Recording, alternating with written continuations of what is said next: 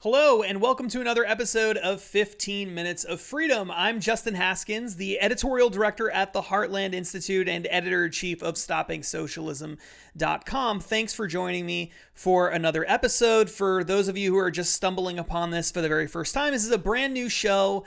I'm dedicated toward preaching free market, pro-liberty values to Americans across the country, but especially to younger people. Please share my content. Please subscribe to our YouTube channel, the Stopping Socialism TV YouTube channel. Also like our page on Facebook and share our content. Go to StoppingSocialism.com and help us fight back against the rise of socialism in the United States of America. Today's topic is Joe Biden's healthcare plan. Joe Biden's healthcare plan.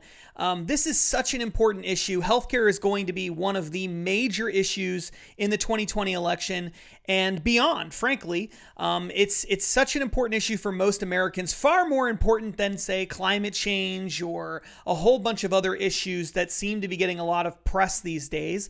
Healthcare is the number one issue for many voters, both in the Democratic Party and in the Republican Party and among independents. It's actually one of the top 3 or 4 issues for all of those groups, and it's sometimes rare for that to happen, but in this case, it's a really important issue, and so I wanted to talk about Joe Biden's plan. For those of you who have been following what's been going on in the Democratic Party, you know that among liberals, there are essentially 2 camps.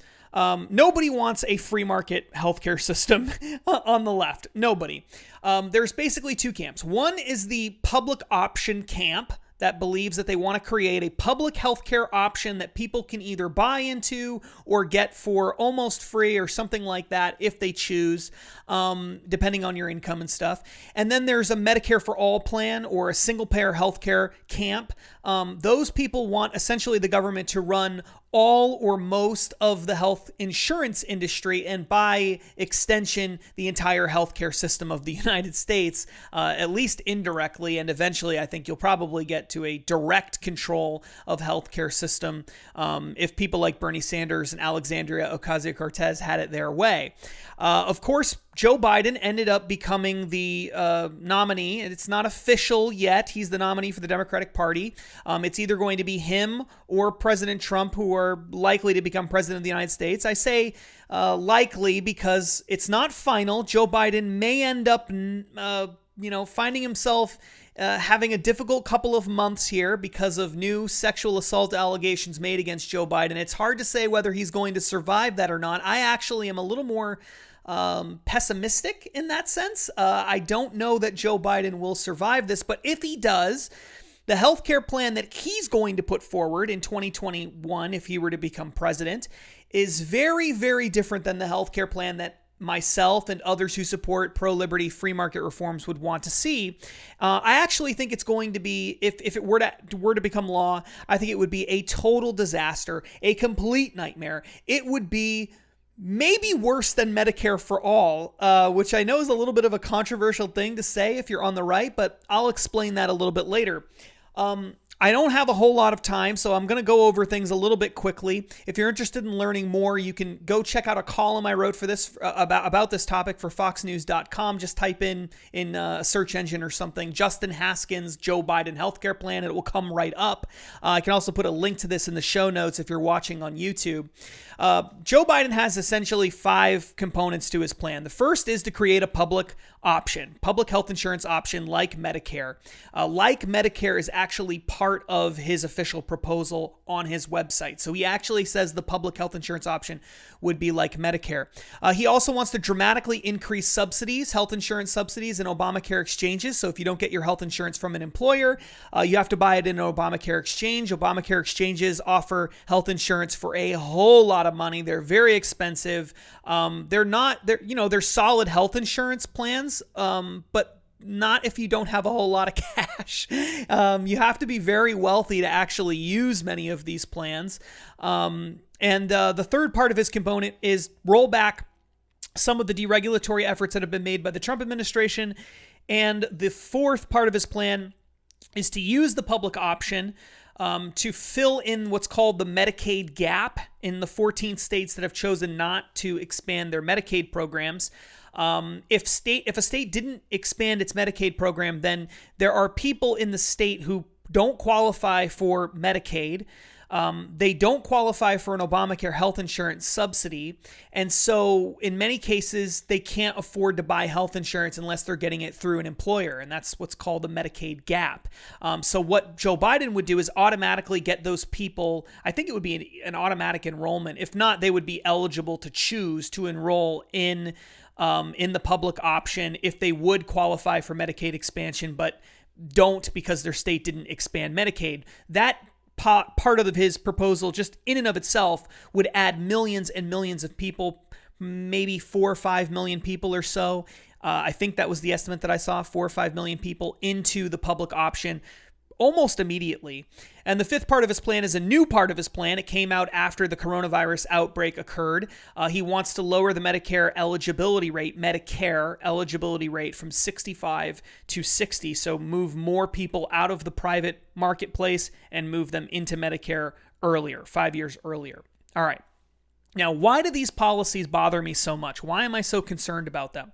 I really think that these policies are a disaster. I think they're really, really problematic.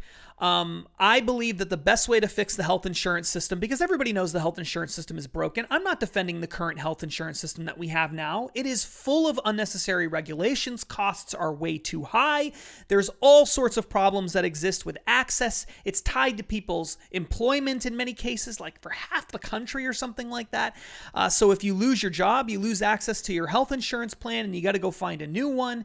It's just not, it's not a good system. I'm not going to be defending that system here.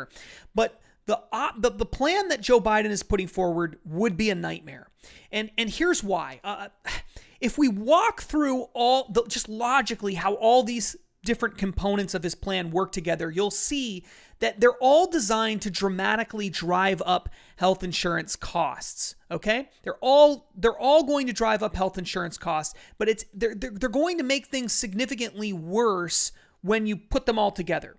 All right, so let's start with the first part of his plan. He wants to have a public health insurance option like Medicare.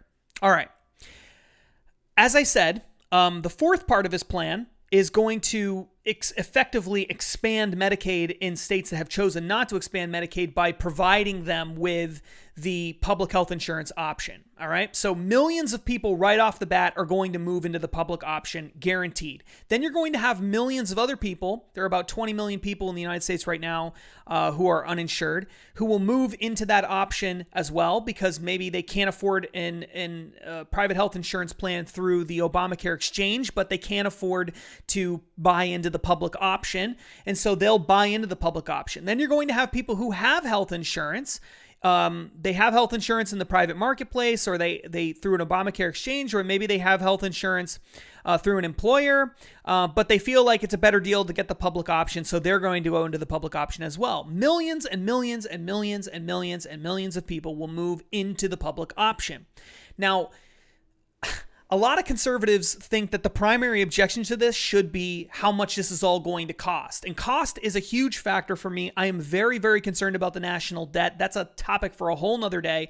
But that's actually not my primary concern with this particular component of Joe Biden's plan. My primary concern is that if you have millions of people moving into a Medicare-like public health insurance option, when they go to the doctor, when they go to a hospital, when they go to any kind of healthcare provider and they use something like Medicare or Medicaid, the reimbursement rate, the rate that's actually paid by the government to those healthcare providers, is significantly lower on average than what it actually costs to treat patients.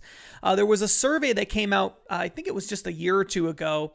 It may have been a year longer. I can't remember. I think it was just a year or two ago that showed that healthcare providers only receive about 90 cents on the dollar from Medicare and Medicaid.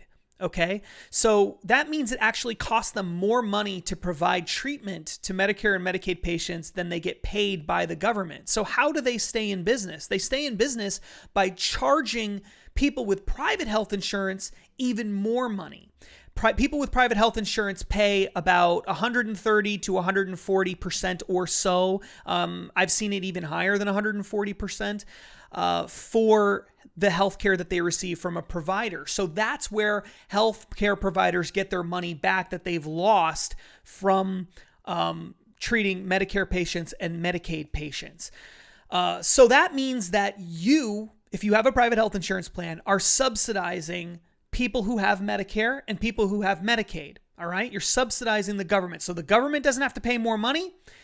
You pay more money with your private health insurance plan. Now, what that does is it drives up cost. It drives up the cost of your monthly premium that you pay for your health insurance and for your deductible. Because again, the health insurance company, they've got to get their money back somehow. So they're going to pass those costs along to you or to your employer through increasing premiums, monthly premiums, and increasing deductibles, the amount of money that you have to pay before your health insurance completely kicks in. So creating a plan that drives millions of additional people out of the private market and into a Medicare-like plan that pays a low reimbursement rate is going to force health insurance companies to dramatically increase the cost of deductibles and the cost of monthly premiums, which will drive even more people out of private health insurance and into the public option because it's going to become increasingly a better decision financially for people to make that move. And as more and more people move out of the private marketplace and into the public option, healthcare providers are going to have to charge more and more money because they have a smaller pool and because they're being charged more money by hospitals to make up the difference because now there's a greater proportion of people who are coming to them with lower reimbursement rates, and on it goes. In other words, it creates a sort of death spiral for private health insurance. And the result of that in the long run is going to be essentially a single-payer health plan. You might have a single-payer health plan plus a private health insurance market that only caters to really rich people. In fact, that's often how these things go, right? Rich people always make out. Regular folks end up getting screwed. I think that's probably where you're going to end up with this system. But in the end, logically, a death spiral is going to be created by this Biden healthcare plan, assuming it went into place. And that death spiral would eventually kill private health insurance for most people. And everybody would end up in the public option. And you would end up with something close to a single-payer healthcare system. Maybe they would never actually need to pass a single-payer healthcare plan into law. Maybe it just becomes effectively that the public option just becomes a single payer healthcare plan. I don't really know exactly how that would all play out. I'm not Nostradamus or something. I can't predict the future, but I'm pretty confident. I am extremely confident. I am 99.99% sure that the whole thing will come crashing down, the whole private health insurance system, and we're going to end up with a government-run plan. So from the perspective of someone who is very concerned about government running healthcare, because I think government can't run anything efficiently or effectively. They're already running a healthcare system. It's called the VA healthcare system. And if they can't treat America's veterans well, why would they treat just John Doe walking down the street well? If they can't treat people who are fighting and dying and losing limbs for their country well, then why would they treat just regular people well? It's just not going to happen. And I look at the problems that exist in single-payer healthcare systems around the world, and this is a topic for another video, but I'm very concerned about a single-payer healthcare system coming to the United States. I think it gives significant power over our lives to the government. It turns every single healthcare issue into a political issue, which is really problematic. And there's all sorts of moral reasons why I'm against it as well. But the point is, I actually think this is worse than what Bernie Sanders wants to do because it's effectively going to end up in the same place, except it's going to take years and years and years to do it. And in the meantime, it's going to drive up everybody's health insurance costs. So you might as well just get it over with and just force us into a crappy single-payer healthcare system and just save us the time and the money and the energy.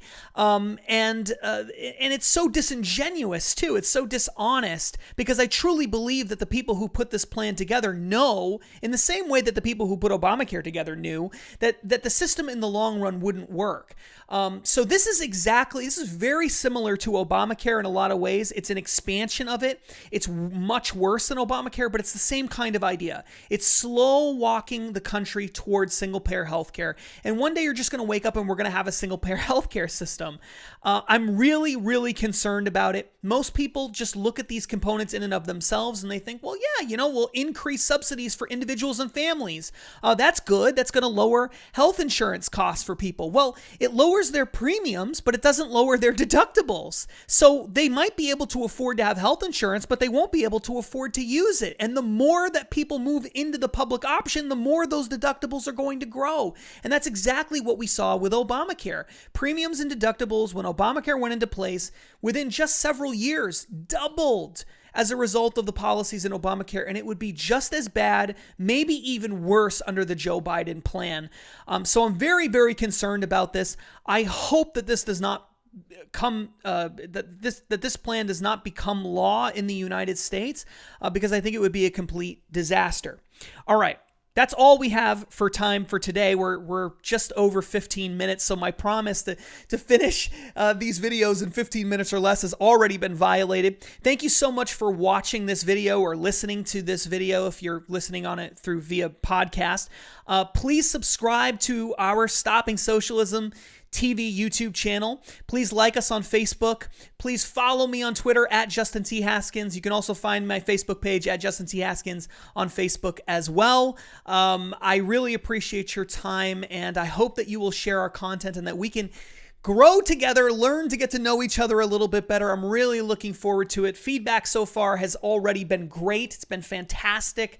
I'm really excited that people like what we've started putting together at Stopping Socialism TV and stoppingsocialism.com. And if you know any young people who are interested in these topics, please direct them towards us. I'm a young guy. Donald Kendall, who works with me on a lot of these projects, is a young guy. Chris Talgo, a great writer for stoppingsocialism.com, another young guy. All of us under the age of 40. We're really passionate about these issues, so please share our content widely. And until next time, I'm Justin Haskins. Stay free.